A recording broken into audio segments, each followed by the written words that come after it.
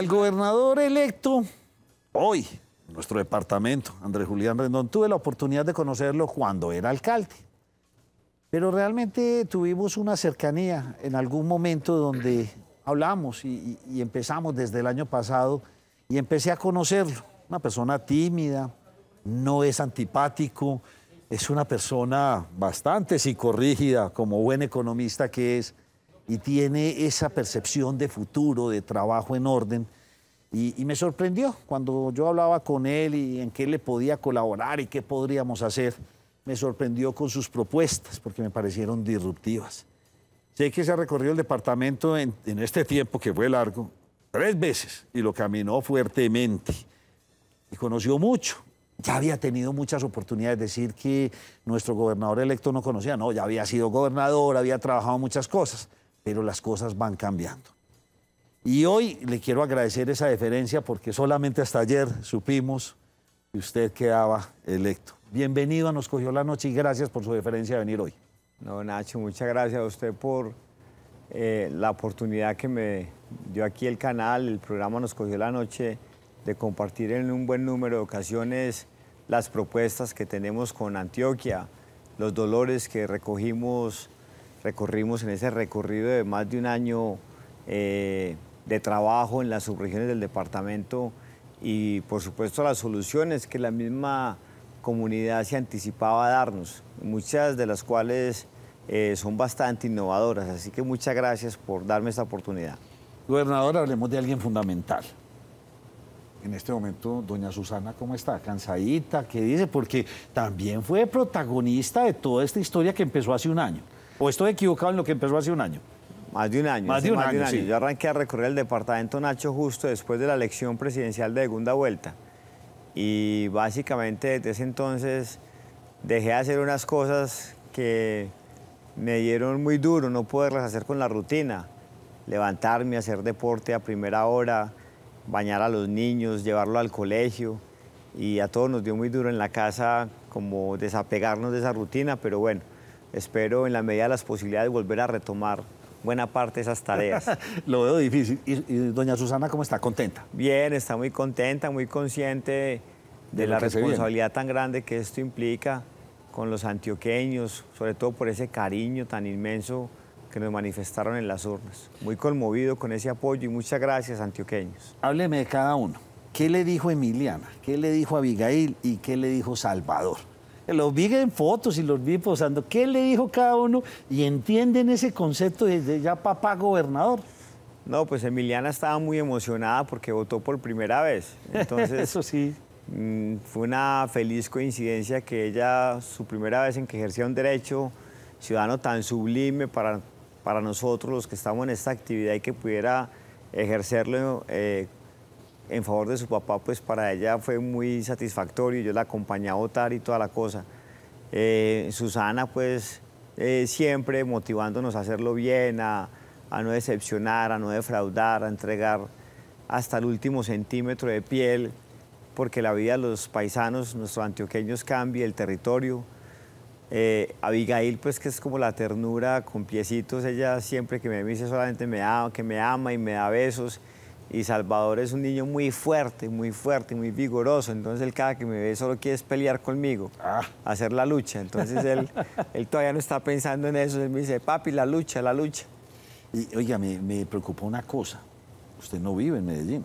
No, yo vivo en Río Negro y más quedar viviendo en Río Negro. Va a seguir, o sea, va a coger esa rutina de subir y bajar. Eso queda muy cerquita. Sí, realmente queda muy cerquita, pero va a coger esa frecuencia. Sí, señor. Para no perder su contacto familiar y seguir en este. Sí, claro. Usted tiene 45 años. ¿Usted sabe qué número de gobernación le tocó? El 10. El 10, la número 10, es un número de la suerte. Sí. El 10 por lo general es el que organiza, los 10 son importantes en los partidos de fútbol. Y también fue el 10º alcalde popular de Río Negro. No le puedo creer, entonces lo acompaña un buen número, usted, el número de la suerte. Sí.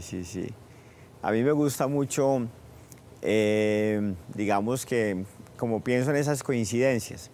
Y bueno, son felices para mí y las asumo de la mejor manera, siempre con la disposición de estar a órdenes, en este caso, de todos los antioqueños. Ayer cesó la campaña, Nacho, y a partir de hoy estamos a la orden de todos los antioqueños, de todos. los que votaron por mí, los que no, los que han compaginado con mis ideas, con mis propuestas, los que tienen diferencias con ellas, absolutamente de todos. A mí pues, he escuchado, no, y entonces todos son preguntando lo mismo, ¿y qué pasó? ¿Y usted por qué no se alió con este, con el otro? Yo digo, lo que pasó, pasó. Sí. Sí, ya, eso ya es parte del pasado y ya una realidad latente es que usted es gobernador de Antioquia y el 1 de enero tendrá ese cargo. Antioquia firme, pues su Por Antioquia promesa. firme. Eso, vamos con una Antioquia firme, con mucha firmeza. Mucha firmeza. Este departamento necesita permitirle a sus coterráneos que puedan acostarse y levantarse sin miedo. Los antioqueños quieren un gobernador que asuma de verdad sus competencias en materia de orden público, de ser el primer agente en esa materia, de ser la primera autoridad de policía, que sepa conducir con valor, con determinación, con mucho liderazgo a los soldados y policías acantonados en Colombia, para que así, incluso cuando desde el gobierno nacional se envían mensajes equívocos, pues ellos puedan hacer lo que llevan en su corazón, que es proteger la vida, la honra y los bienes de los ciudadanos y combatir los delincuentes. Recuerdo en alguna reunión con usted unas pocas personas allá en Llano Grande. Y ahí empezaba todo eso, pocos, muy pocos. ¿En qué momento se fue llenando todo esto y en qué momento se fue llenando usted de optimismo? Pues Nacho, yo siempre tuve mucha fe en esta causa. Y yo siempre, cuando me embarco en un propósito, tengo la fe de los niños. ¿Usted ha visto a alguien con más fe que un niño? No, nada. Sí, No, mañana no. todos van a recordar Sí. la mayor cantidad. La fe que tienen los niños, mañana van a ser supermanes y van a... Es que la fe la tienen. Sí, entonces yo, cuando me he embarcado en ese proceso, en estos procesos siempre lo he hecho con esa determinación. La campaña siempre estuvo en crecimiento y cada vez que pasaba un día acontecían cosas mejores y siempre estábamos en ascenso, en ascenso, en ascenso, y eso era lo que mantenía la ilusión a tope. Yo sé que usted es de un carácter templado. ¿Quedó usted muy empeñado? No, Porque empieza, no, entonces que el cargo para este, que el cargo para No, el otro, y entonces que Uribe, que este, que con Fico. Usted tiene una muy buena relación con Fico, ayer hablé con él, vamos a tratar de tener esta conversación mañana con él aquí en este espacio, nos cogió la noche. ¿Quedó usted muy empeñado? no, Nacho, no. Realmente a la única persona que yo en el ejercicio de la campaña le hice un ofrecimiento desde lo más profundo de mis convicciones, porque sé que podrá hacer una gran tarea en ese frente, fue al general Luis Eduardo Martínez Guzmán, que me gustaría que me acompañara a coordinar los temas de seguridad del departamento. Y él aceptó en ese entonces, no sé si eventualmente podamos formalizarlo, porque él ya se siente como muy alejado de cualquier oficio público, pero bueno, ojalá lo pudiera Y hacer. tiene el conocimiento y toda la experticia. Tiene el conocimiento y la confianza suya. técnico, mi confianza, y conoce muy bien Antioquia. Toda vez que fue comandante de la Policía de Antioquia, subcomandante, también fue comandante de la Policía Metropolitana del Valle de Aburrá. Hay otra persona también cercana. Ayer hablé bastante con él allá en la sede donde ustedes estaban haciendo esa gran celebración, y es Eugenio Prieto. Hablé bastante con él, muy contento. Eugenio Prieto hizo parte fundamental y está como en las dos partes del río, en un lado y en el otro, con Federico y con ustedes. No, Eugenio es un hombre de una gran intuición política, pero además de eso es un hombre muy formado, muy técnico, con una vasta experiencia, así que será un hombre determinante en este gobierno para transformarle la vida a los antioqueños y transformar este bello territorio. Veo que de pronto se lo van a pelear entre Federico y usted, porque de pronto es una persona que tiene el carácter y la experiencia para ocupar el IDEA, área metropolitana, EPM, o sea, tiene la FLA, o Benedan, o sea, hay una cantidad de que es que a usted le toca manejar mucha cosa dura y poco tiempo para encontrar tanta persona idónea para tanto cargo. Sí, Eugenio es un hombre muy importante que donde usted lo ponga hará una gran tarea. Bueno, le quiero preguntar lo siguiente. Usted habla mucho de inversiones desde la confianza. ¿Qué es eso? ¿Será que perdimos la confianza o cuál es su pensamiento a futuro con esto? Nacho, los que consideramos la seguridad como un valor democrático, estamos absolutamente convencidos no solo que le quita el miedo a los ciudadanos, que es determinante para volver a acostarnos y levantarnos sin miedo, pero además la seguridad genera un círculo virtuoso de confianza, de inversión, de riqueza, de empleos que ponen comida en la mesa a los antioqueños. En un escenario nacional donde hay tanta incertidumbre, tanto miedo por cuenta de lo que día a día dice el gobierno nacional, el de Petro, pues aquí nos toca desde los gobiernos territoriales paliar esa situación, generarle tranquilidad y confianza a los ciudadanos. Y necesitamos inversión privada para sacar adelante muchos proyectos, por ejemplo el Tren del Río. El Tren del Río tiene que ser un proyecto no solo que habilite el transporte de pasajeros, sino de carga, que se puedan montar tractomulas con cabezote y todo desde Caldas hasta Barbosa, para además mitigar la congestión, la contaminación. Necesitamos la inversión privada para hacer la doble calzada a la zona de los embalses, para hacer otro túnel que atraviese el Valle de la Miel desde Caldas hasta Fisebá en el Retiro, para hacer muy buena parte de las vías secundarias a cargo del departamento que podrían tener un tráfico importante perfectamente siendo susceptibles de ser sacadas adelante con el concurso de la inversión privada. Es que la mejor historia que podemos contar en ese frente está dada por cuenta de lo que se hizo con Hidroituango. Hidroituango lo terminó construyendo en el gobierno del doctor Luis Alfredo EPM, pero Hidroituango llegó a tener 19 novios, ¿cuál de todos más portentoso? De distintos países, China, Rusia, Japón, Corea, Brasil, firmas de esos países queriendo construir Hidroituango. El túnel de Oriente, el doctor Luis Alfredo le quiso poner un poquito de plata al túnel de Oriente para habilitar su cierre financiero, pero el flujo que ha tenido el túnel ha demostrado que no hubiera sido necesario. Entonces, nosotros necesitamos con FICO irradiar mucha confianza para que la inversión, que de pronto no se quiere poner en otras latitudes por cuenta de la incertidumbre que hoy genera Petro, llegue a Antioquia y nos ayude a sacar estos proyectos adelante. Para un país centralista, un departamento centralista, ¿cree usted que podrá tener un buen acercamiento usted con Federico Gutiérrez, la dupla de ustedes dos, para que de pronto ese Medellín sí se fije en el departamento? Porque no se puede negar, somos un departamento centralista, está todo radicado en la ciudad de Medellín. Sí, pero eso primero cambia por la actitud que tengan los gobernantes. Yo le quiero contar, Nacho, creo que ya lo habíamos comentado acá, que mi cariño por Federico nace porque él nos ayudó en Río Negro a resolver un problema de $500 millones de pesos. Nosotros en Río Negro no teníamos agua, teníamos pantano. Cuando yo le cuento a él ese problema, él me dice, tranquilo, yo le ayudo, pero tiene que llegar a EPM allá. Le vendimos a EPM la empresa de servicios públicos que había en Río Negro. Nosotros, en lugar de tener pantano, ya tenemos agua sin color, sin olor y sin sabor. Eso mismo lo vamos a aplicar entonces en el Urabá antioqueño, porque claro, tiene esa urgencia. En el Urabá, en el Bajo Cauca, en el occidente de Antioquia. Yo estoy seguro, Nacho, que con Federico no solo habremos de recuperar Hidroituango, que es muy importante para que comience a botarle recursos al departamento, sino además que EPM se convertirá en un motor de desarrollo no solo de Medellín, sino de Antioquia. Y usted habló mucho y yo a veces decía, uy, ¿será que sí es el discurso correcto? Por ahora el discurso funcionó, porque usted es gobernador, hablando y haciendo referencia al muro de contención frente al actual gobierno. Pero igualmente ese muro de contención, ¿usted lo va a trabajar con diplomacia o va a ser desde esa óptica, desde una oposición férrea al gobierno nacional? Nacho, yo soy por naturaleza un hombre respetuoso, muy apegado a las instituciones, a la ley, pero no me arrodillo. Los antioqueños no nos arrodillamos, salvo ante Dios, para pedirle perdón por nuestras faltas, para implorarle protección, sabiduría, templanza, a fin de encarar cualquier desafío que tengamos que encarar, las dificultades, y defender este departamento.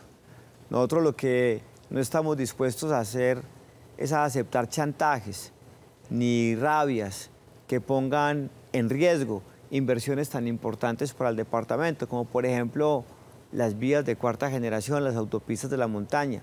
Nos están dejando un faltante cercano a los 3 billones de pesos, porque no solamente es el faltante del suroeste, donde hay que hacer 3.5 kilómetros entre Camilo C y Primavera, el intercambio de Primavera, el túnel de Sinifaná, la conexión Bolombolo con Pacífico 2. Nos están dejando desfinanciado el túnel del Toyo, vamos a tener primero puerto que vía. Nos están dejando desfinanciada la conexión norte, que es la nueva salida a la costa atlántica colombiana, pero ahora por el nordeste, sin tener que subir a Matasano y al norte del departamento. Entonces, nosotros tendremos que defender los intereses de Antioquia, no dejarnos chantajear. Yo quiero ir al Congreso a exponerle a los congresistas del país que estas obras urge terminarlas no porque favorezcan, como dice Petro, a los ricos de Antioquia, no.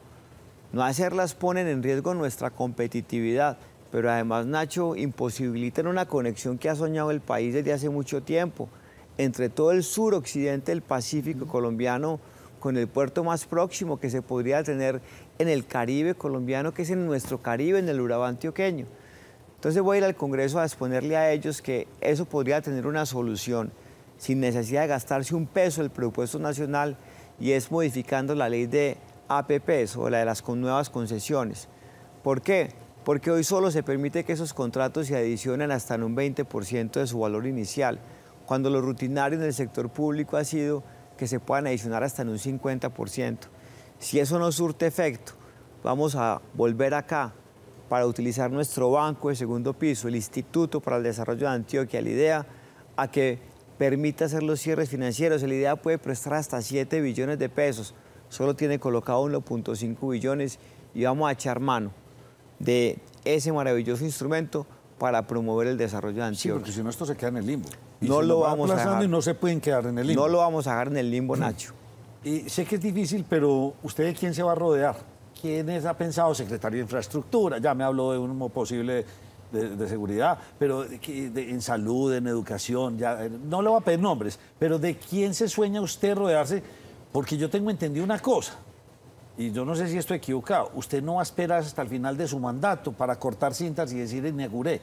A usted le gusta que todo se mueva rápido como lo vimos en Río Negro. Le digo, Nacho, que a mí me gusta mucho tener los mejores equipos, por supuesto que tengan una buena capacidad de intuición política, porque en esto hay que mantener el contacto permanente con los ciudadanos, con las regiones, hacerse querer. Este tiene que ser un gobierno muy querido por toda la ciudadanía antioqueña, pero entregarle soluciones oportunamente. Mi señora, cuando yo fui alcalde de Río Negro, me ayudó a trabajar en el tema de primera infancia y me dijo, Andrés Julián, no tenemos mucho tiempo de que la gente aprenda, yo solamente te voy a pedir un favor, que la gente que llegue a esta oficina a trabajar sea experta en el tema. Claro. Y así fue, y como reza el dicho, la sacamos del estadio con ese consejo que ella me dio. Entonces yo voy a buscar una buena combinación de personas que sean muy querendonas de la comunidad, que tengan un contacto permanente con la comunidad, pero que tengan una gran capacidad técnica de sacar adelante soluciones a los problemas que enfrenta Antioquia. Es que son dos mundos como diferentes. Y no deberían serlo, no deberían serlo. Yo amo la política porque creo y veo en ella un gran instrumento para cambiarle la vida a la gente, pero yo me preocupo por estudiar, por entender los temas, por... Mire, ¿sabe qué De eso doy fe porque me tocó ver varias reuniones con usted aprendiendo de muchos temas. Le digo una cosa, Nacho, una de las mayores lecciones que yo tuve como alcalde es que cuando un gobernante no entiende un tema, no lo saca adelante. Sí. No es capaz de sacarlo adelante, porque entonces el técnico... no sabe medir los tiempos. Exactamente. Y cuando usted no sabe calcular los tiempos, entonces cualquier tiempo que le digan a usted, da lo mismo. Da lo mismo, y entonces te dicen, no, ¿cómo va eso? No, eso va muy bien, y te dan una respuesta que te enreda. Y cuando te vuelves a acordar del tema, ya de pronto es muy tarde para sacarlo adelante. Entonces uno tiene que entender al detalle los temas, y mis colaboradores tendrán que entender al detalle cada tema que tienen que asumir bajo su responsabilidad. ¿Cuándo cree usted que iniciamos empalme? Y le decía, dos mundos distintos. Un empalme para la alcaldía, que va a ser más una auditoría forense. Usted sí va a hacer un empalme, como tiene que ser, porque obviamente son dos administraciones completamente diferentes. Empezamos empalme, quedan 2 meses, 2 meses y un poquito para que usted sea ya gobernador, ya elegido. Sí, Nacho, me demoré llegando acá a este programa porque precisamente estaba recibiendo una llamada del gobernador. Estamos buscando el espacio para darle trámite a una visita, digamos, protocolaria inicialmente, y a lo que es el desarrollo de un proceso ya muy institucional, que es el del empalme y facilitar la transición del gobierno.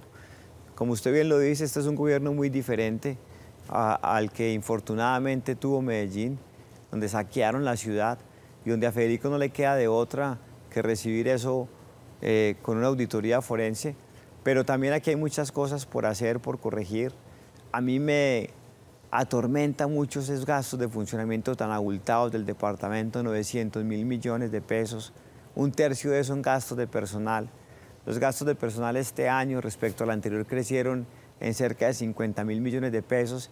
Y yo no creo que eso sea justo cuando tenemos enfrente a 2 millones de antioqueños aguantando hambre. Así que yo quiero revisar eso muy al detalle y muy rápidamente presentarle soluciones a los antioqueños para, por ejemplo, universalizar el programa de alimentación escolar, para tener recursos que permitan comprarle una pequeña pensión a 500.000 mayores que han envejecido sin ingreso alguno y aguantan hambre. Yo quisiera, Nacho, en el primer año de gobierno, derrotar, quebrarle el espinazo al hambre que están padeciendo 2 millones de los nuestros. Y usted lo va a lograr porque me han dicho que usted es bastante intenso y por lo que lo conozco, sí. Y usted no va a esperar al final de su mandato para cortar cintas. No, a usted no le interesa, a usted le interesa que la gente vea la evolución. Nacho, es que la gente vota por uno con mucha ilusión. Mire esa votación tan grande, esa esperanza con la que la gente votó por Federico. Usted no puede pasarse el gobierno haciendo anuncios y sin concretar nada en favor del bienestar de los ciudadanos y de la transformación del territorio.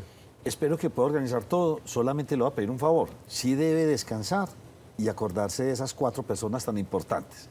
3 hijos y la señora, y hay que tener ese tiempo, porque una campaña desgasta y es muy intensa. Sí, sobre todo Antioquia, que es un territorio maravilloso, pero es un país, esto es un país, Sí. pero metido en 125 municipios.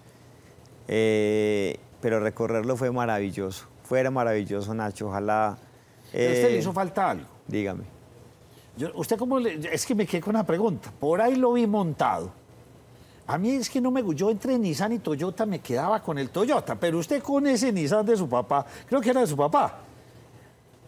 No, ese carro ¿Por qué realmente tanta lo relación adquirimos. con el carro? Ese carro lo adquirimos en la campaña para el 2015.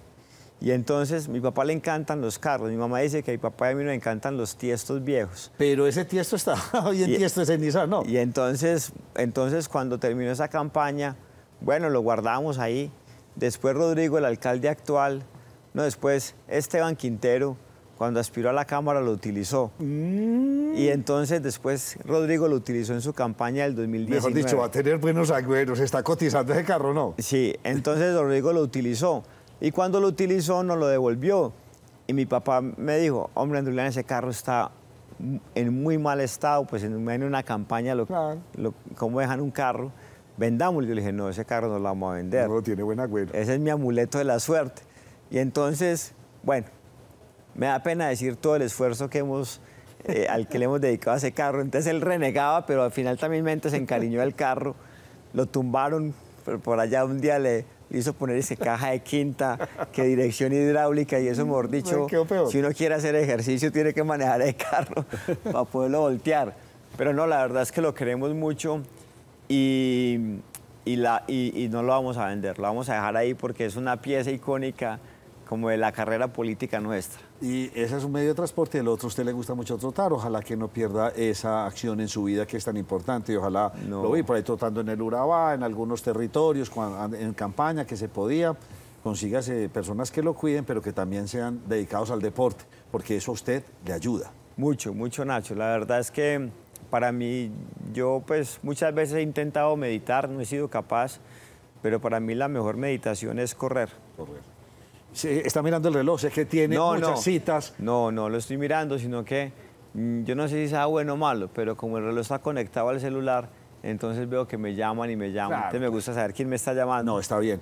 Y le ofrezco este programa, usted ya será el gerente de Teleantioquia, canal importantísimo, pero aquí siempre tendrá usted un espacio, nos cogió la noche porque nos gusta su proyecto y tenemos que seguir pensando en Antioquia, tenemos que seguir siendo líderes en este país y no nos podemos dejar opacar. Este es un país de países, esta es una región de regiones, bien compleja, pero que se puede y hemos avanzado. No, Nacho, muchas gracias por aquí. Mientras que usted me lo permita, voy a estar todas las veces que usted me invite. Tengo mucho cariño y gratitud, admiración por sus coequiperos. Me gusta mucho este programa. Usted lo sabe, pero la gente lo ve, lo comenta mucho. A mí me decían cuando estaba recorriendo cualquier municipio, lo vi Nos Cogió la Noche o lo vi en Teleantioquia. Realmente estos espacios, que es muy curioso porque hoy día pues las redes sociales se imponen en muchos otros escenarios, pero yo pienso que programas como este, el de Por la Mañana de Teleantioquia, lo ven en muchas latitudes Y yo pienso que uno tiene que mantener un canal de comunicación como estos, cuando usted nos da la oportunidad para contarle a los antioqueños qué está pasando, qué está proponiendo, cómo se va avanzando, porque un buen gobierno tiene que estar rindiendo cuentas permanentemente. Como me decía mi mamá, es que yo quiero votar por uno que salió en su programa, que es lo más de bonito, él es muy bonito, muy pispo. Yo quiero votar por... Y yo, mamá, ¿cuál? Si todo... No, ahí llegamos a la conclusión hasta que le mostramos la foto. Gobernador, pues hay que decirle gobernador electo por el protocolo, pero yo le digo, yo que rompo el protocolo continuamente y no me da pena. Gobernador, muchas felicitaciones, le deseo la mejor de la suerte. ¿Algún consejo le dio la mamá y el papá? ¿Me han dicho algo? Deben estar muy orgullosos. No, yo el sábado por la noche fui muy tarde a pedirles la bendición a mis papás. Mis papás hicieron un trabajo impresionante. Les voy a contar muy rápidamente que desde que yo comencé a recoger firmas, mi mamá le pidió permiso a la oficina de espacio público de la alcaldía para montar una carpita, y montó una carpita al lado de la iglesia de Río Negro. Y ella recogió firmas, fue mi mayor recolectora de firmas en toda Antioquia. Y mi papá, que es estadístico de profesión, cualificó a un grupo de 20 jóvenes y se fue a hacer sondeos por los 37 municipios Pareto de Antioquia. Y ayer me dijo, encuesté 25.000 personas, Andrés Julián, y le voy a decir una cosa, que lo puedo contar hoy. Mi papá fue el más acertado, o sea, le pegó, pero exactamente en los resultados. Ah, no, pero usted lo que tiene es un activo, tiene ese Nissan y su papá que le pega, ahí tiene un activo. Digo una cosa, la encuesta de Atlas y los sondeos de mi papá fueron los más coincidentes, los más cercanos al resultado final. Vea, ¿qué queda por decirle a usted? Mucha suerte, porque si a usted le va bien, a todos nos va bien. Muchas gracias. Sacamos a Antioquia adelante y esto es así. Entonces le deseo la mejor de las suertes. Antioquia está en un proceso de cambio impresionante. Vamos a tener todas estas 4G, vamos a tener el Urabá cerca, vamos a tener muchos destinos turísticos, vamos a tener que empezar a cambiar muchos pensamientos. Ahí usted y yo hemos hablado de algunas cosas, pero no podemos cansarnos, tenemos que seguir para adelante, ser resilientes y pensar que podemos ser muy buenos los antioqueños. Nacho, muchas gracias a todo tu equipo de trabajo y queridos antioqueños. No se les olvide que ayer cesó la campaña, como lo transmití en mi mensaje de gratitud. Desde ayer mismo estoy a las órdenes de todos los antioqueños. Voy a dejar hasta el último centímetro de piel de verdad, porque la vida de nuestros paisanos cambie y este territorio tan hermoso que es Antioquia se pueda transformar positivamente. Un abrazo y muchas gracias a todos. Felicitaciones. Muchas gracias, gobernador. Nacho. Vamos a hacer una pausa y vamos ahora sí con don Memo, @Memo a hacer esos análisis de todo lo que pasó.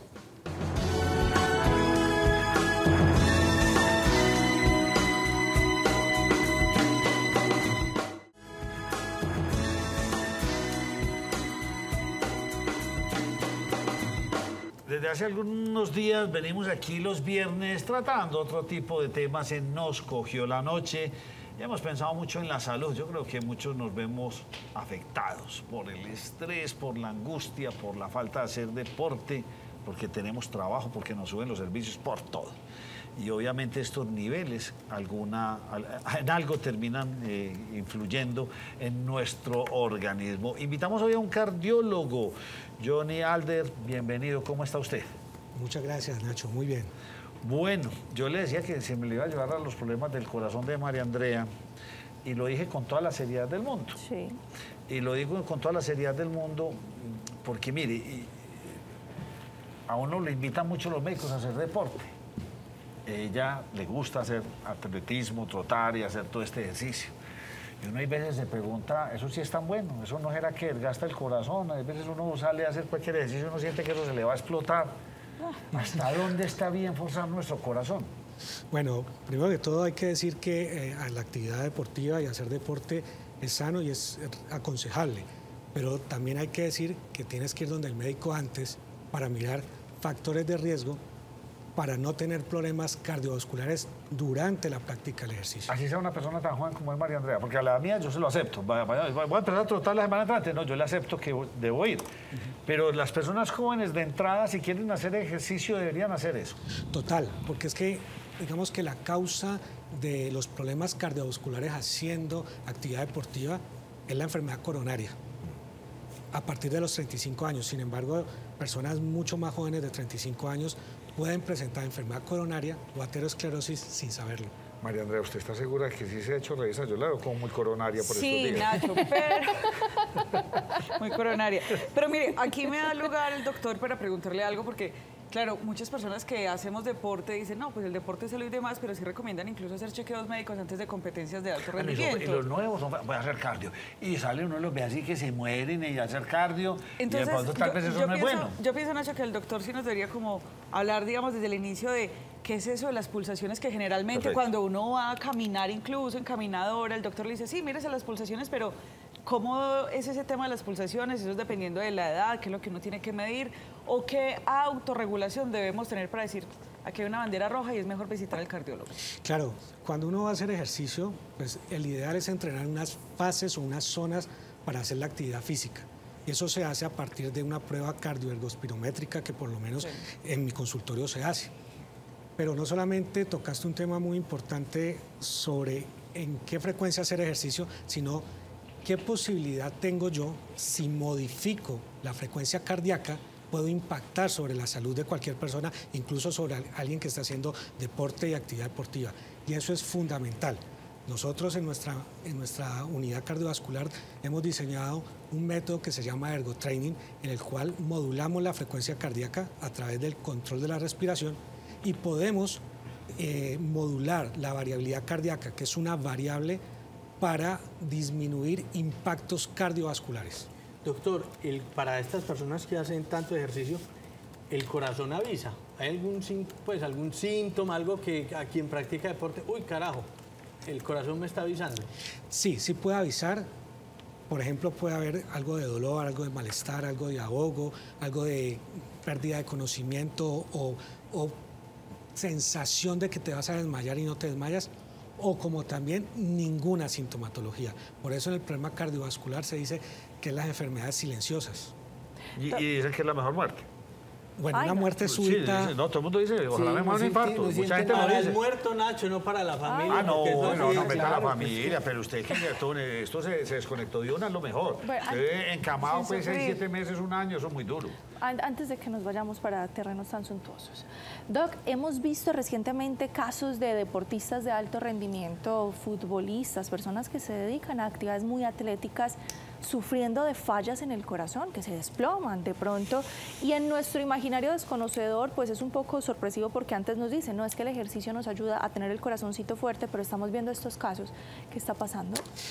En deportistas de alta competencia hay varias causas que pueden producir esta catástrofe. Sin embargo, a nivel mundial, digamos que uno las divide en dos grandes patologías. La cardiomiopatía hipertrófica, que generalmente se ve en África y en América Latina. No sé si se acuerdan ustedes, hace como unos 15 a 20 años, en una Copa Confederaciones que invitaron a Colombia, que Colombia jugó contra Camerún, y hubo un evento de estos, falleció uno de los futbolistas, él tenía una cardiomiopatía hipertrófica.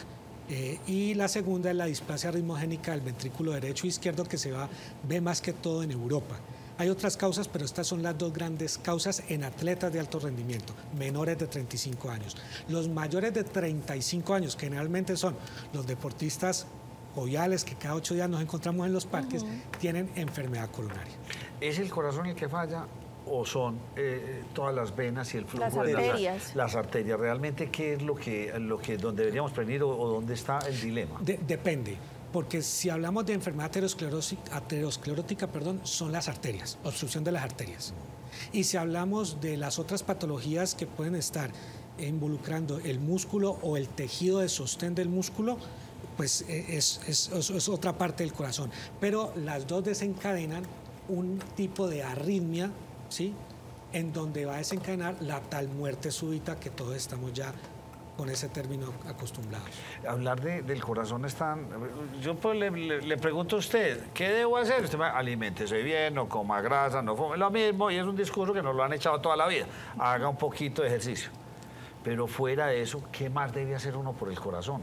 Mira, yo creo que el control de la calidad de vida, nosotros los médicos lo debemos de enfocar de una forma diferente, porque lo que tú dices es cierto. Nosotros les decimos, baje peso, haga ejercicio, y sigue pasando. Yo creo que hay algo novedoso, y que es la punta, después incluso de pandemia, de muchas investigaciones, es el control de las emociones. Porque las emociones, realmente el primer órgano que sensa la emoción es el corazón y después lo transmite al cerebro. De hecho, nosotros en nuestra institución investigamos la neurocardiología. Entonces, ese eje corazón-cerebro es fundamental en este instante. Oiga, pero tiene usted toda la razón. Uno ¿Cuál se es? enamora y lo primero que palpita el corazón. Y uno, ay, la vi, que las hormiguitas. O uno se asusta y uno está con estrés. Y uno va sintiendo aquí, van, van, van. Entonces, eso es... De hecho, hay un axioma en el coaching que dice, toda acción va precedida de una emoción y un pensamiento. Tú no puedes hacer ninguna acción sin tener precedido la emoción y el pensamiento. Entonces, nosotros con el método que diseñamos, lo que hacemos es interactuar antes en esa emoción, identificar la emoción, poderla controlar desde un punto de vista físico de la regulación de la frecuencia cardíaca a través de la regulación de la respiración y poder impactar. Pero me quedo impactado con lo que usted me dice, porque en última instancia siempre nos han dicho que el corazón es un músculo. Claro. Como es este, como cualquier músculo. Entonces, no entiende uno cómo esa relación. Pero ese músculo tiene inervación y tiene un sistema, que es el sistema simpático y parasimpático, y que de alguna forma está activado con ciertas zonas del cerebro. Por eso, por ejemplo, lo que se está diciendo ahora es que el cerebro te puede avisar de un ataque cardíaco y el corazón te puede avisar de un stroke que se dé. Hay algo que pasó en el Mundial del 2006, ahorita que ustedes hablaban de fútbol. En Alemania, el día que hubo más infarto en el año 2006 fue el día que jugó Argentina-Alemania, que se llevó hasta los penaltis. Y la hora donde sonó más el teléfono de emergencias médicas fue la hora de los penaltis. O sea, José, ver tanto partido puede ser perjudicial. Haciéndole fuerza a Colombia Nacional. Usted haciendo la fuerza Por eso, José, peor. Más infártico se pone. Ojo ahí, No pague le ese puedo televisor creer eso. mejor. Entonces, es que me gusta lo que usted está planteando, porque tal vez entonces la salud definitivamente la tenemos es aquí en el cerebro. Mire, hay mucho componente de eso, mucho. Después de pandemia, yo creo que hemos abierto los médicos y la gente que se dedica a la ciencia un campo visual mucho más amplio, porque nos dio a entender muchas causas de patologías que nosotros nos quedamos en ese proceso de la causa física, pero no la causa emocional. Es que, mire, usted que es tan gruñona, usted no va a hablar mucho. Porque, en cambio, los que son sonrientes, los que están todo el día contra y eso, yo creo que eso es válido. Pero pregunte, ya la sentencié. Yo no soy gruñona. Me invita. Yo no soy gruñona, hago muchos pucheros, pero no soy gruñona. No, pero mi pregunta, ¿qué pasó en pandemia? Porque, doctor, usted nos está poniendo ese punto en la historia. Después de pandemia se abrió el panorama para que exploráramos esa conexión de las emociones sobre nuestro físico. Para que los médicos reevaluaran muchos conceptos. Muy ¿Qué fue lo que hizo la pandemia que los llevó a ustedes a abrir esa puerta a otros diagnósticos? El confinamiento y la incertidumbre. La humanidad había tenido un confinamiento la Segunda Guerra Mundial y no toda la humanidad, un sector de la humanidad. Y personalmente me hacía la pregunta, si una persona del Holocausto pudo estar 3, 4, 5 años, ¿por qué yo no? En mi casa, en esos momentos. Pues te cuento de que la experiencia es muy dura, muy, pero muy dura. Yo creo que el confinamiento nos abre a toda la humanidad una puerta de decir, estamos haciendo algo o estamos dejando de hacer algo, y definitivamente para tener un cambio hay que hacerlo de una forma diferente. Y yo creo que eso, el confinamiento, fue esencial para que nosotros en este instante estuviéramos pensando así. Doctor, una persona, digámoslo así, después de los 40 años, que es aliviada, ¿cada cuánto se debería hacer chequeos en el corazón? Creo que ¿Con qué periodicidad? Cada año. Cada año. Sí, porque es que cuando... Pero después de los 40, puso José, yo se la voy a bajar, que creo que en la mesa pues sí todos somos de 30. ¿Me van a sacar a mí el paseo? No, bueno, hágale pues. A partir de ustedes los chiquitos, ¿cada cuánto? Los que están, no, de hecho, estos que son de 20 añeros. Ojalá. A ver, yo creo que después de los 35 años, cada año, alguien se puede hacer unos exámenes de laboratorio si tiene unos factores de riesgo y si tiene algunos síntomas, una prueba de esfuerzo ya. Lo que pasa es que las pruebas de esfuerzo, cualquiera que sea, tiene caducidad por 1 año. Nosotros, digamos que trabajamos con probabilidades y riesgos, y esas probabilidades y riesgos que damos dependiendo del resultado, tiene solamente caducidad por 1 año. Doctor, le voy a hacer una pregunta más rara. ¿Al corazón le da cáncer? Sí. Pero no es muy es muy común. No es muy común. No es muy común, pero sí hay tumores cardíacos. Y no es muy común porque el tumor cardíaco se da en la parte interna del corazón, ¿sí? ¿Y por qué no es muy común? Porque como la sangre fluye, no deja que las células ahí se vayan depositando, pero sí puede pasar. Hay tumores benignos y tumores malignos del corazón. ¿Cuál es la principal enfermedad cardíaca en este momento, doctor? La enfermedad coronaria, la aterosclerosis. La enfermedad coronaria. Sí. Y la enfermedad coronaria es obstrucción de las venas. De las arterias, sí. De las arterias, sí, es eso. Sí. ¿Y esa está ligada 100% a la alimentación? ¿Y cuáles son esos grandes factores de riesgo? La dislipidemia en la alimentación acompañada de grasas, ¿no es cierto? Y de, digamos, azúcares y de harinas, pero la hipertensión, la diabetes, la obesidad, ¿sí? El tabaquismo, el sedentarismo y personalidades tipo A y tipo D se han tratado de asociar al riesgo cardiovascular. ¿Qué son personalidades tipo A y tipo D? Ansiosa, A, y D, depresiva. Doctor, no sé si este sea un campo de manejo suyo en cuanto al tema de donación de corazón. Sabemos que en Colombia pues también hay muchas personas que están necesitadas de un trasplante de corazón.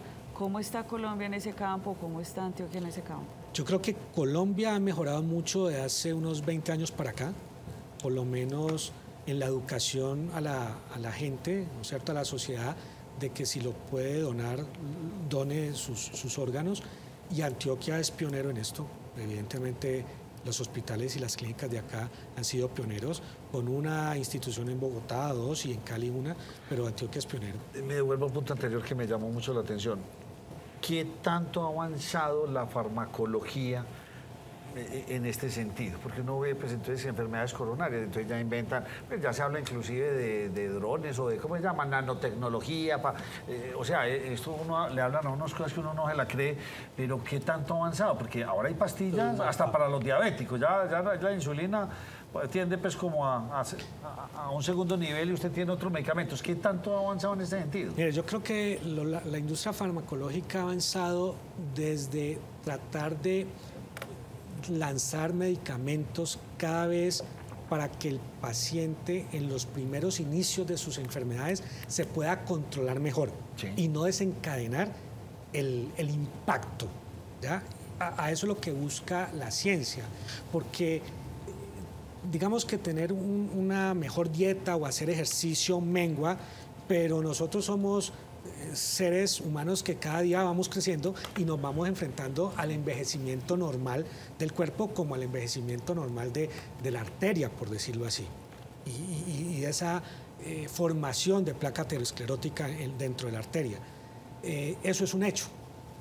Eso no lo podemos evitar, pero sí podemos evitar con estas drogas nuevas que han salido, desde el punto de vista metabólico, menguar mucho más ese avance y poder detectar pacientes tempranamente para evitar un impacto o si lo hay, más tardío por lo menos. Y complementando esa pregunta de Nacho, que por un lado la parte farmacéutica, ¿qué tanto ha avanzado en marcapasos, desfibriladores, en fin, en toda esa parte como tecnológica que le implantan para ayudarle al corazón? Mire, muchísimo, muchísimo. La tecnología que viene ahora, ya los marcapasos son aproximadamente de 3, 4 centímetros, lo están colocando los últimos de generación, donde puede el médico cardiólogo ver en vivo lo que le puede estar pasando, y donde si tú te lo colocaron aquí en Colombia y tú estás de viaje en Japón y te pasa una alerta en ese instante y un evento, el dispositivo te avisa y le avisa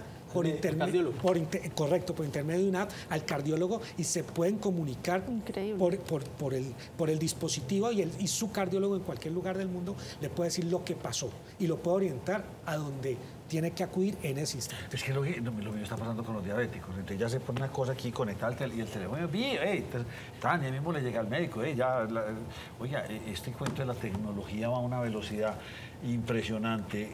Nacho, me quiero devolver un poquito en el tema porque me sigue llamando poderosamente la atención eso de las emociones. Si bien es cierto. Se lo dije. Sí, es que nosotros hemos hablado mucho acá que no tenemos una inteligencia emocional y claramente muchas de las noticias que damos acá con finales aterradores tienen que ver con eso. Pero entonces devolvámonos un poquito a ese manejo de las emociones. Un deportista, alto rendimiento, enfrenta todo tipo de emociones, la ansiedad antes de, el minuto antes de salir, la emoción de ganar o la emoción de perder, el no saber qué va a pasar. ¿Cómo manejar esas emociones para quienes no conocemos de este tema? A través, por ejemplo, de Ergotraining, que es el método que nosotros hemos diseñado. Si yo controlo la frecuencia cardíaca, ¿sí?, a través de la frecuencia respiratoria, por microapneas que hacemos, o sea, la toma de respiración, sostenimiento y exhalación, podemos ir, digamos que, menguando el tipo de emoción e identificando la emoción. Por ejemplo, lo que tú me dices de un futbolista, al patear un penalti, ¿sí?, tiene 50.000 espectadores en su espalda y además tiene el arquero haciéndole bullying. Total. Y con la presión de tener que marcar, ¿correcto? Si esa persona o ese atleta en ese instante lleva este mecanismo, puede tener más éxito de triunfo, menos probabilidad de falla que el que no lo haga. Ahora, esto se puede extrapolar, perdón Nacho, a cualquier persona en cualquier momento de su vida. Lo que usted está diciendo es una cosa que yo pienso. No sabemos respirar. No tenemos ni idea de respirar. Porque de hecho nosotros respiramos cuando nacemos con una respiración abdomino-torácica y la cambiamos con una torácico-abdominal. Si nosotros respiráramos como cuando empezamos a nacer, empezamos a hacer ese feedback que yo les digo desde el punto de vista cardiocerebral, porque hay un reflejo neurológico y allí podemos actuar sobre esto que le estoy diciendo. ¿Usted cómo respira? Pues no en la vida normal, sino cuando... A mí me pareció particularmente, fui a caminar, este fin de semana estuve haciendo senderismo y me hice la pregunta, si uno cambia yo respiro así, pero estaba haciendo un esfuerzo grande en una loma, voy a cambiar mi método de respiración. Respiro por aquí, bueno, y uno como que, uno descubre que sí, hay varias formas, y me rindió. Y yo pues no soy el más juicioso en deportes, exfumador o medio fumador, en fin, no tengo todas esas ventajas, pero me funcionó. ¿Cómo es la respiración? Usted también se lo ha preguntado, usted simplemente, de acuerdo, se lo pregunto a usted porque usted es la que más ejercicio hace de esta mesa. Nacho, yo creo que una vez hasta lo hace de manera inconsciente por tantas veces que lleva la práctica, pero siempre a uno le enseñan inhale siempre por la nariz y controle exhalando por la boca, pero muy controlado porque uno sí tiende a desesperarse y eso creo que aumenta la frecuencia cardíaca. ¿Cuál sería el secreto ahí entonces para nosotros no dejar, bueno, ya, el camino lo va indicando, ¿no? La autoconciencia, y es muy fácil empezar. Si me permiten, es algo muy sencillo. Simplemente uno coloca la mano izquierda en el abdomen. Y entonces, al tomar aire, hagan de cuenta que son un sapito. Inflan el abdomen.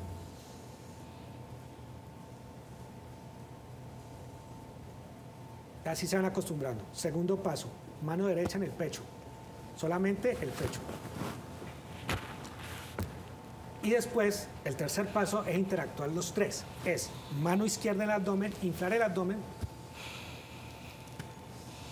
e inflar el tórax. Después... pero yo cuando hago eso se me desinfla la barriga. Aquí hay una clave, Hay que hacer fuerza como si se te fuera a salir la orina y no la quieres retener y ahí haces como un fuelle en el tórax. Entonces primero, abdomen. Abdomen. Ahí hace fuerza, tórax. Hago fuerza que se me infle el tórax. Fuerza como para no orinar y que se te infle el tórax. Lo retienes, lo respiras y lo exhalas de la forma inversa. Primero tórax y después abdomen. Le voy a contar. ¿Para qué sirve eso?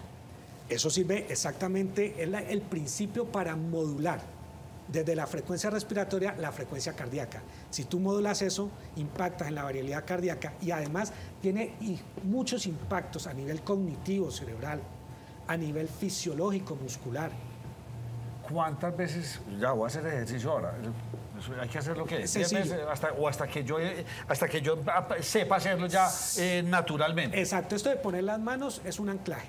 Sí. Ya después lo haces natural y ya lo empiezas a hacer en tu vida normal y ser consciente de esa respiración. Nacho, que yo le quería dar una anécdota. En los talleres de presentación o en los talleres de técnica vocal se habla mucho de la respiración diafragmática.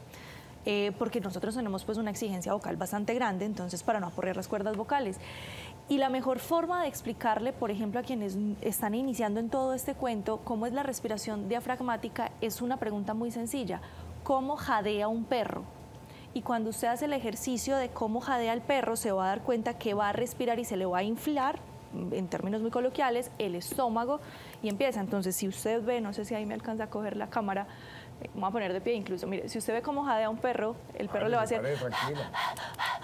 Mire, este movimiento es a lo que hace referencia el doctor. Vamos a verlo en duda. Entonces, el que está muy callado lo vamos a ver. Por favor.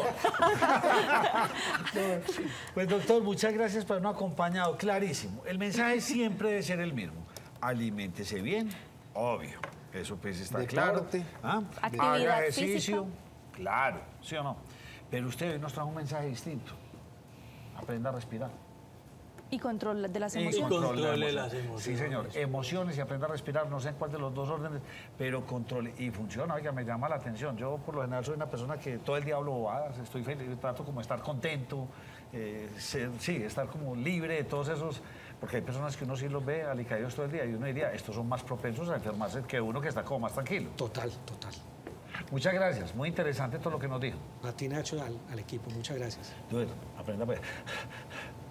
Ahora me muestra cómo es que jadea usted. ¿Cómo jadea No, porque como Uber tiene gatos, entonces los gatos no jadean. No jadean, me he aprendido. A Uber le gusta es que le hagan así, cosquillitas, para que él se tira así. Y él se va quedando ahí dormido, se va quedando. Pausa, vamos a ver qué fue lo que pasó con el grupo Argos enseguida.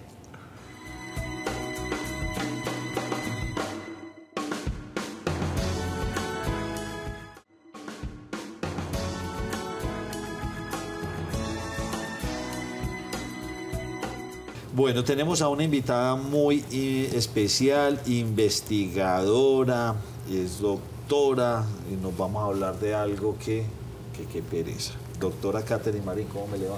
Buenas noches, muy bien, muchas gracias. ¿Usted es doctora de qué? Yo soy bacterióloga y tengo una maestría en epidemiología, soy investigadora del Instituto Colombiano de Medicina Tropical y la Universidad CES. Oiga, yo le voy a hacer una pregunta, no sé, un poquito descabellada. ¿Qué diferencia entre el COVID y el dengue? Bueno, pues primero y lo más importante es la sintomatología y el mecanismo de transmisión. Pero no son dos gripas igualmente. No, es muy diferente.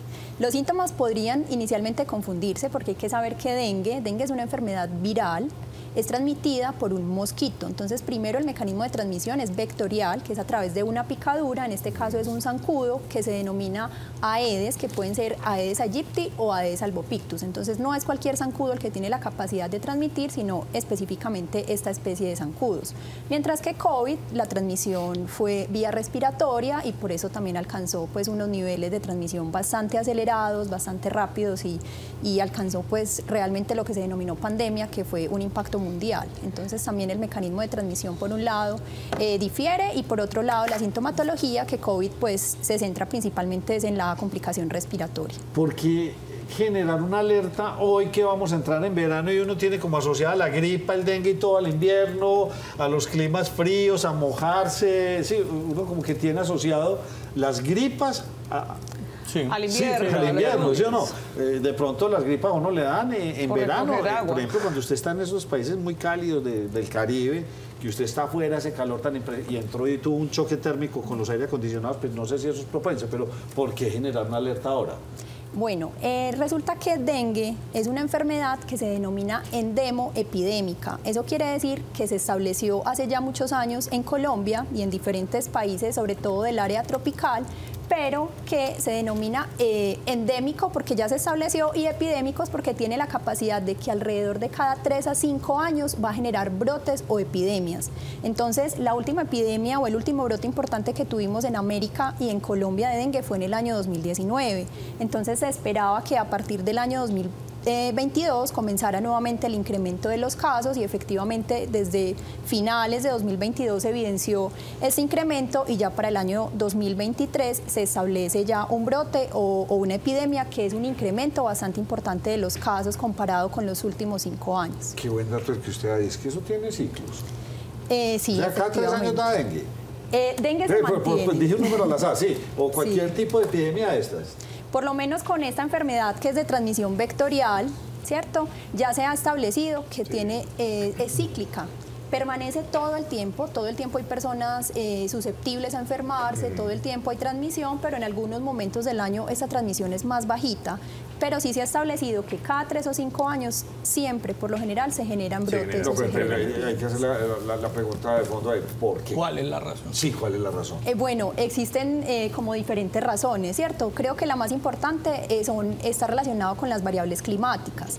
Esta enfermedad, primero, ya conocimos que se transmite a través de la picadura de unos mosquitos. Estos mosquitos tienen una condición y es que sobreviven a alturas por debajo de los 2.200 metros. Hace algunos años se sabía que Aedes aegypti, Aedes albopictus, sobrevivían por debajo de los 1.800. Entonces antes teníamos un porcentaje inferior del territorio nacional con capacidad de transmisión o con capacidad... O sea, permítame preguntarle, ¿el mosquito por debajo a los 1.000 metros no vivía?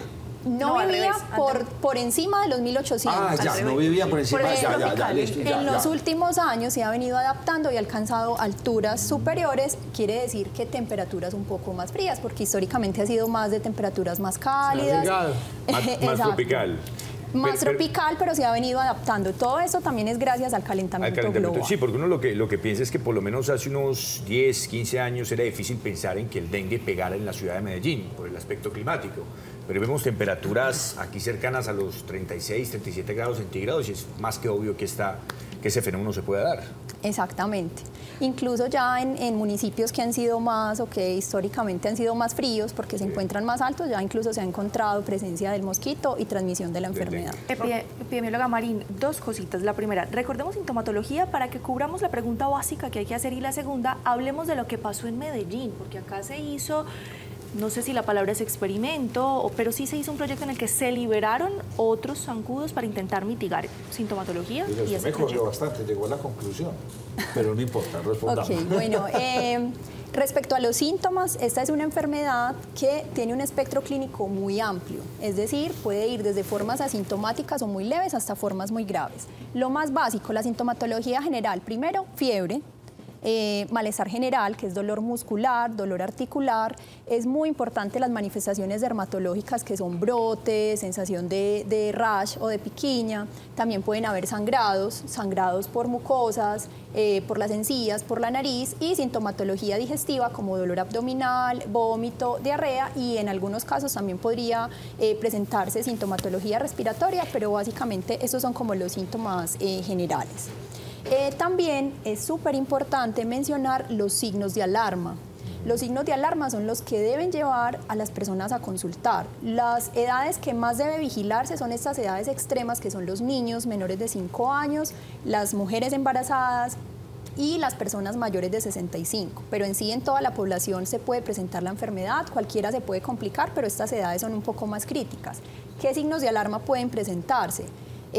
Cuando se presenta dolor abdominal que se denomina fuerte y continuo, cuando este dolor no cede, vómitos frecuentes que son de 3 a 5 episodios en 1 hora, sangrados importantes, también cuando hay alguna manifestación neurológica tipo desmayo, convulsiones. En estos casos es súper importante que las personas acudan a un servicio de urgencias para que reciban pues, la atención pertinente. Profesora Caterina. Pero espérame, tengo que faltó el proyecto.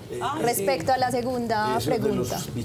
Pues que metieron otros zancudos aquí para que comieran a los otros, ¿eso qué pasó ahí? Bueno, hace algunos años se inició un proyecto de investigación, inició en Medellín, específicamente en Bello, comenzó la liberación de unos mosquitos que están infectados con Wolbachia.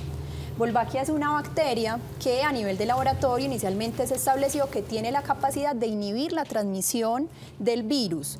Es decir, que los mosquitos que estén infectados con esta bacteria pues no pueden transmitir la enfermedad, así adquieran el virus de alguna persona que esté enferma. Entonces, al momento de picar a otras personas que están sanas, no les transmite la enfermedad, ¿cierto? Entonces, hace algunos años se comenzó la liberación, comenzó en Bello, posteriormente en otros barrios de Medellín, pero esto es un proyecto que ha sido pues muy interesante. Me parece súper importante que se adopten como unas nuevas medidas de prevención de tipo, esta es una prevención de tipo biológica, ya se han intentado con prevención de tipo química, entonces eso es como un nuevo avance que ha tenido la ciencia y que aún continúa en investigación, pero aún estamos a la espera de resultados, pero es posible, es una de las hipótesis, no podríamos asegurarlo por completo, pero es una de las hipótesis que nos permite decir que de pronto esto ha tenido a la ciudad de Medellín con un número de casos más controlado. Pero no me queda claro cómo controla, ¿qué hace este mosquito versus el que ya lo tiene? ¿Y por qué ese mosquito no se volvería también en un problema?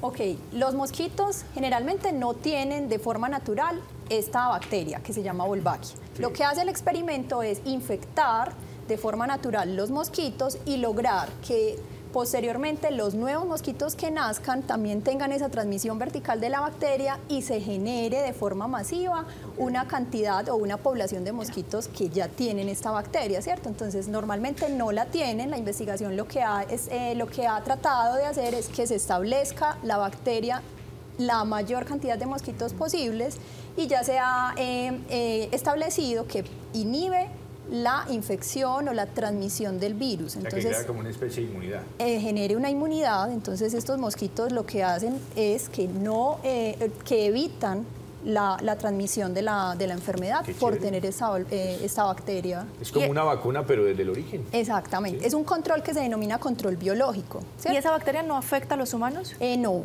¿Y por qué desde ahí no se piensa en una vacuna entonces para los humanos? Bueno, ya esto es como un tema un poco más amplio y más a nivel de investigación, porque las vacunas pues tienen como otro tipo de procedimientos de fundamentos y de procedimientos Además, científicos. Si el procedimiento lo que hace es evitar que el ser humano se vacune para meterle otra carga viral al cuerpo, pues me parece acertado. Exactamente. Una vacuna en el origen, sin necesidad de inyectarse, ¿no? En Medellín y en el Valle de Aburrá, ¿cuáles son los sectores que están más en alerta o que generan más esa alarma precisamente por este pico que se puede estar presentando? Bueno, Medellín hasta el momento presenta hasta la semana 27 alrededor de 132 casos. Hay algunas zonas que históricamente han sido las de mayor transmisión, como Santa Cruz, hay algunos sectores en Moravia y algunas comunas, incluso Poblado, que también históricamente han generado más reportes, pero comparado con el departamento de Antioquia y con otras ciudades importantes del país, Antioquia, Medellín se encuentra en zona de alerta, no se encuentra en zona de brote. Entonces ha estado, digamos que con un incremento de casos respecto al año pasado, pero no ha superado esta zona que indique que ya se está en brote, pero permanece en alerta. Profesora, ¿se puede hablar de este virus del dengue de letalidad o no se llegaría hasta ese extremo? Sí, como les explicaba hace un momento, el espectro clínico es muy amplio, ahí hay personas que pueden fallecer, entonces hablamos de letalidad cuando las personas que se compliquen con dengue o que hagan un dengue grave fallecen. Hasta el momento hay alrededor de 30 casos confirmados de muerte en el país, entonces esta es una enfermedad que si bien puede ser muy leve, también puede matar a las personas y por eso es que es tan importante como este tema. Y dentro de esos síntomas, doctora, ¿cómo tratar de identificar cuando ya el dengue está, digamos, rompiendo esa barrera de lo común y se empieza a convertir en algo letal? Porque tengo entendido que se conoce también como el dengue hemorrágico.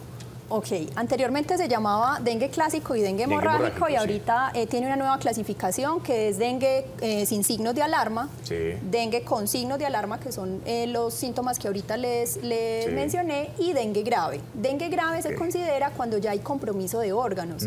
Dengue puede comprometer el hígado, los riñones, el sistema nervioso central, porque puede realmente pues, afectar cualquier órgano. Entonces, cuando hay compromiso de órgano, hay extravasación severa de plasma, que ese es como uno de los síntomas más importantes en dengue, sangrados masivos, ahí se considera un dengue grave y en ese caso, cuando los pacientes presenten alguna de este cuadro, debería estar hospitalizado y debería estar incluso en una unidad de cuidados intensivos y de esta forma podría evitarse la muerte. Entonces, si bien es letal, se habla de que el 98% de las muertes por dengue son prevenibles.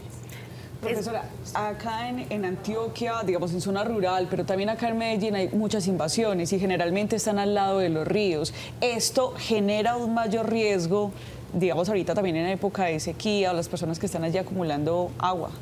Claro que sí. Existen diferentes variables que suman al riesgo de la transmisión por dengue, ¿cierto? Entonces, una de ellas está las variables climáticas, que es el incremento de la temperatura, la humedad, pero también el tema de la densidad poblacional. Entonces, en las zonas donde haya mayor densidad o mayor concentración de personas, el riesgo de la transmisión es mucho más alta, y también el tema de la disposición de residuos, el tema de la capacidad que tengan para tener los servicios públicos. Entonces, estos mosquitos les encanta el agua limpia, estancada. Entonces, en época de sequía, por eso hay una relación entre la época de sequía y el incremento de los casos, por un lado porque favorece la proliferación de los mosquitos y de los huevos, pero también porque las personas que no tienen acceso a agua potable necesitan almacenar. Entonces, el hecho de tener agua almacenada, esto es un criadero de mosquitos pues bastante importante. Entonces, estamos mucho más riesgo. en riesgo con el fenómeno del Niño. Claro que sí. Y también históricamente para el tema de hemisferio sur, todos los países tropicales que están más en el sur tienden a tener más incremento de casos en el segundo semestre del año. Entonces todo eso también se relaciona con las variables climáticas. Si bien es cíclico, las variables climáticas también afectan bastante. Doctora, hace 2 años yo me acuerdo que cuando empezó todo el tema del COVID, la gente se hacía la pregunta, bueno, ¿cómo diferenciamos el COVID y el dengue? Hoy por hoy, gracias a Dios, superando estos 2 años, la pregunta se puede hacer al revés. ¿Cómo diferenciamos el dengue del COVID? Bueno, pues COVID sí o sí tiene una sintomatología que es muy respiratoria. Si bien en dengue también podría haber síntomas respiratorios, principalmente en niños, en COVID no se presentan tanto las manifestaciones en piel, como son el brote o las manifestaciones hemorrágicas. Los dolores musculares y articulares también son mucho más fuertes en dengue, y las manifestaciones digestivas como vómito, dolor abdominal, diarrea también son mucho más a favor de dengue. Entonces, COVID sí principalmente podría diferenciarse por el tema de tos, dolor de garganta, en algunas ocasiones también puede haber pérdida del gusto, del olfato. Y pues si se quiere hacer una diferenciación muy específica, están las pruebas de laboratorio que permiten hacer ese diagnóstico diferencial. Y en esa sintomatología, temas gástricos no tendrían también como tender a confundir la sintomatología, sí, aparecerse. Sí, también podría en COVID presentarse en algunas ocasiones temas gastrointestinales, pero no es lo más frecuente, o por lo menos a lo que más atención se le presta es al cuadro respiratorio, que es lo que pues posiblemente podría derivar en mayores complicaciones para el paciente, que sería ya la dificultad respiratoria, disminución en la saturación, es lo que más atención debería prestarse. En COVID nos hablaron mucho que era viral, y para los virus no hay medicamentos. ¿Qué pasa con el dengue? Con el dengue pasa exactamente igual. No es como con el caso de las infecciones bacterianas que se tienen los antibióticos. En el caso de dengue no hay un tratamiento específico. El manejo se da básicamente de soporte, manejo de líquidos, manejo de la fiebre y de los síntomas, pero es principalmente líquidos. Entonces, si los síntomas son leves, se pueden manejar generalmente en casa. Y en casa la recomendación es no medicarse más allá de acetaminofén. Hay muchos medicamentos que incluso están contraindicados en dengue. Y hacer soporte de líquidos. Eso es como la recomendación básica siempre, y a nivel hospitalario va a ser generalmente con soporte de líquidos. La recuperación. ¿Hemos quedado inmunidad? Sí. Con dengue existe algo que se llaman los serotipos, y tenemos 4 serotipos de dengue que se llaman dengue 1, 2, 3 y 4. La inmunidad se genera cuando se da infección por alguno de estos. Entonces, si nos infectamos una vez por dengue y fue de serotipo 1, generamos protección o inmunidad contra ese serotipo, pero tenemos la posibilidad de infectarnos con serotipo 2, 3 o 4. Entonces, o sea, hasta 4, una lotería de 4 veces en la vida, o sea, que nos podemos veces. infectar. La diferencia de la gripa, que creo que con la gripa habitual son 180, 200, no hay cuántas. Todas variedades. las que quieran. Uno no repite gripa, ¿verdad que no? Todo el tiempo se está mutando, sí, o sea, y pueden ser muchos virus. La que me dio hoy a la que me dio hace 15 días, no, es una gripa también diferente. se va generando inmunidad, pero hay muchos virus que son respiratorios, entonces por cualquiera de ellos nos podemos infectar, y también hay una tasa alta de que van mutando estos virus. Dube, su pregunta. La recuperación de una persona que resulte contagiada, ¿cuánto es el tiempo normal que se estime se pueda recuperar? Bueno, en la mayoría de infecciones virales se resuelve en la primera semana, en los primeros 7 días. Incluso la fiebre no debe durar más de 7 días y la recuperación se hace generalmente en una semana. Ya si el paciente tiene más complicaciones y estuvo hospitalizado, podría incluso quedar hasta 2 semanas o un poquito más, pues como su fase convaleciente, pero generalmente en una semana deberían resolver la mayoría de los síntomas. Profesora, ¿hay edades más propensas dentro de las investigaciones que ustedes han desarrollado en el CES que han encontrado? ¿Cuáles son esas edades en las cuales nos volvemos más susceptibles? Y otra pregunta que me generaba curiosidad es cómo identificar ese mosquito del dengue, porque pues de repente se nos acerca un mosquito y ya con toda esta información que nos dan, pues dice uno... Hay que ponerlo a aplaudir. Bueno, respecto a la primera pregunta, nosotros en el Instituto Colombiano de Medicina Tropical y la Universidad CES, en los últimos años adelantamos un proyecto de investigación en Urabá, que esta es una zona que es bastante propensa, tiene una prevalencia bastante alta para dengue. En este caso, lo que nosotros encontramos fue que la mayoría de las infecciones las encontramos en niños menores de 15 años. También esto va muy relacionado con el tema de la inmunidad, y es que allá, por ser una zona tropical, una zona endémica, una zona donde todo el tiempo hay circulación del virus, pues las personas a mayor edad, uno podría pensar que a mayor edad tienen mayor protección. Y entonces los niños van siendo más susceptibles porque no han estado expuestos o no han tenido infecciones por todos los serotipos, entonces son susceptibles y realmente son los que más se enferman, pero al mismo tiempo los que más consultan y los que más sintomatología hacen. Los adultos de pronto ya están más familiarizados con los síntomas y no consultan, se quedan en casa, pero los niños sí realmente son los más afectados, por lo menos en Colombia.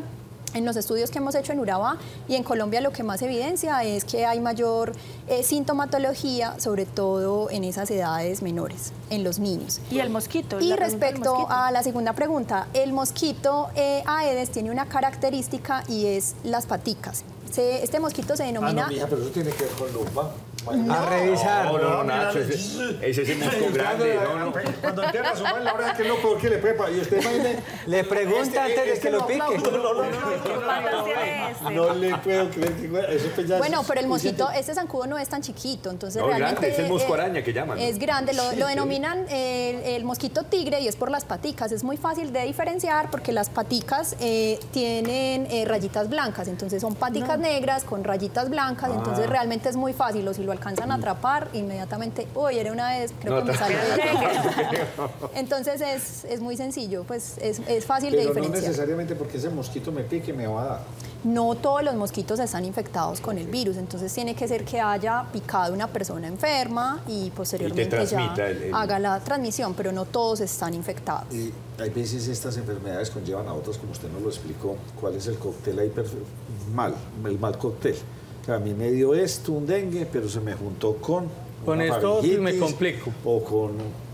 Bueno, realmente el problema que tienen la mayoría de las infecciones virales es que inmunosuprimen, entonces afectan directamente el sistema inmunológico y se bajan los leucocitos. Al estar, digamos, con las defensas más bajitas, pues también son más susceptibles a que o más propicios a que se generen otras infecciones. Por ejemplo, pueden ser las infecciones respiratorias que también todo el tiempo están circulando, pero en ambientes que son supremamente endémicos, como por ejemplo la región de Urabá, es otro de los aspectos que nosotros hemos encontrado, es que es muy frecuente las coinfecciones con otras enfermedades que también son muy de la zona, como por ejemplo leptospirosis o incluso coinfección con malaria, que ahorita mismo también estamos en un brote importante de malaria en el país y en esas zonas que también son endémicas para esta enfermedad, como Chocó, como el Urabá, también es muy posible tener coinfecciones dengue-malaria o dengue-leptospirosis, entonces no podría subestimarse. Así me puso usted a preguntarle. Todos hemos oído hablar de Manuel Elkin Patarroyo, la malaria, todo eso. ¿Qué es la malaria? Bueno, la malaria es otra enfermedad, pero en este caso es parasitaria, no es una enfermedad viral, que también se transmite por un mosquito. Entonces, es una enfermedad de transmisión vectorial, pero acá no es el Aedes el responsable, sino que es otro zancudo, que es más de zonas más rurales. Aquí ya esta es como una de las diferencias importantes. Dengue es más urbano, históricamente ha sido más de zonas urbanas, pero cada vez está ruralizando más. Y malaria históricamente ha sido muy selvático, muy de zonas rurales, pero cada vez ha venido adentrándose. Entonces también todo esto tiene relación con la deforestación, con el cambio climático, pero básicamente esa es como la diferencia entre malaria y dengue. ¿Cuándo me da malaria?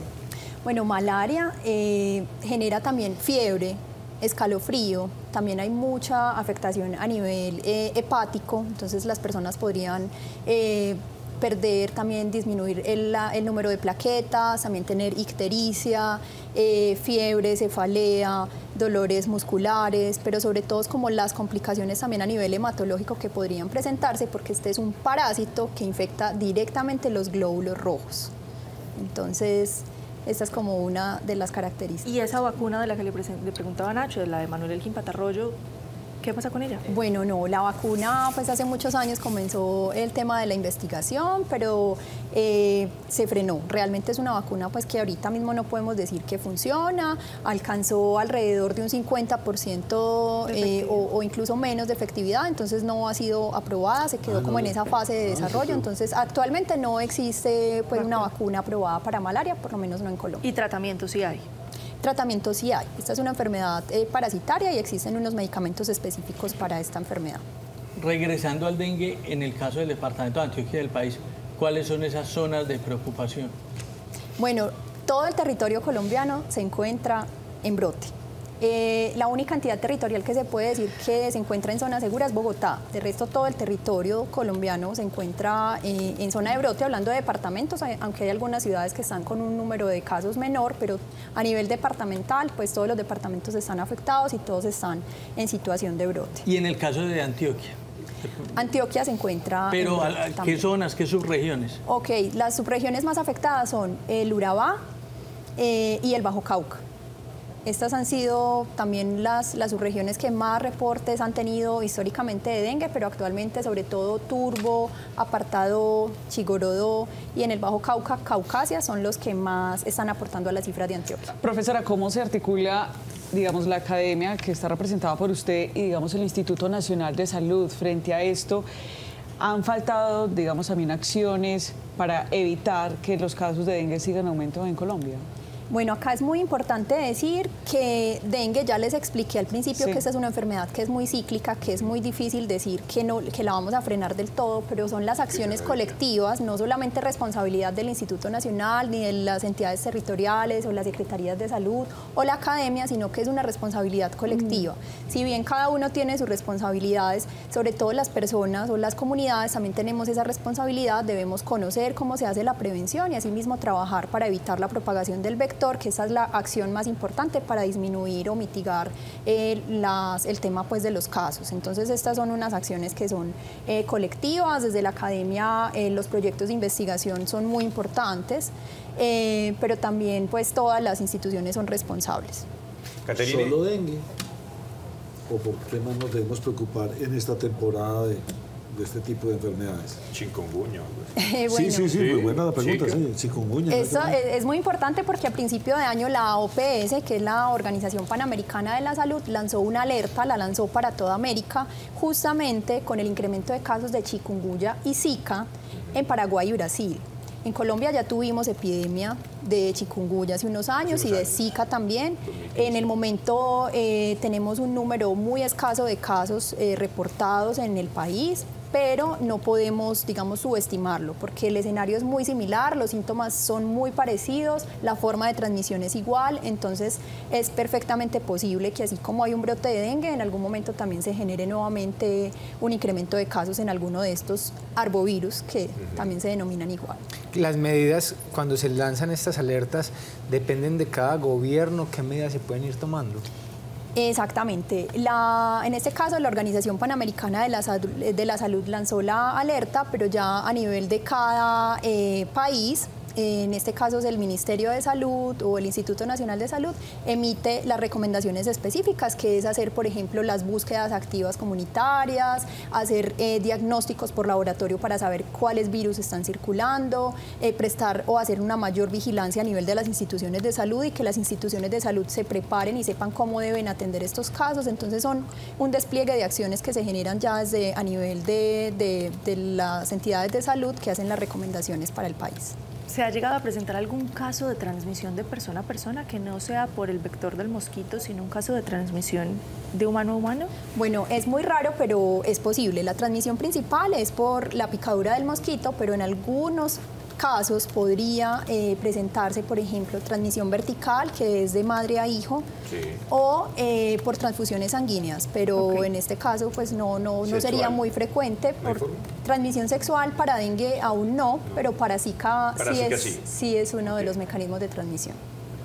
Señores, ¿alguna otra duda? ¿Quedaron? Yo creo que la satisfechos? pedagogía quedó completa. Sí, pero entonces que tomar aguapanelita con yo no sé qué hierbita y todas las que le recomienda la mamá sirve. Pero aquí sí es muy importante porque hay unas medidas de protección individual que si bien van a estar en una zona que de pronto es mucho más susceptible a que sean picados por los mosquitos, entonces en este caso sería el uso de repelente, de ropa que cubra bien la piel. En el caso de los niños se recomienda mucho el uso de los toldillos. Recordar que el hábito de picadura de este zancudo es más diurno, entonces no es muy de noche, sobre todo en el día. Entonces ¿así no es el tumbadorcito de por la noche cansón? No. Ay, menos mal, porque ese es el peor. Entonces también están esas medidas de protección personal que podrían ayudar. No pega el dengue, pero no deja dormir. Sí. Sí, ese no pega el dengue, pero no deja dormir. Mal. No, Nacho. Pensé que iba a hacer una pregunta. No, ya quedó completo. Bueno, muy bien. Pues, doctora Catherine Marín, muchas gracias por habernos acompañado. A ustedes por la invitación.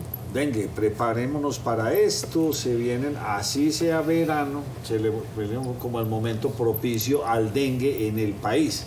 Le gusta el agua limpia, aquellos pequeños, bueno, y juega la materita, la llanta, la esos botella, recipientes, las botellas donde quedan aguas limpias.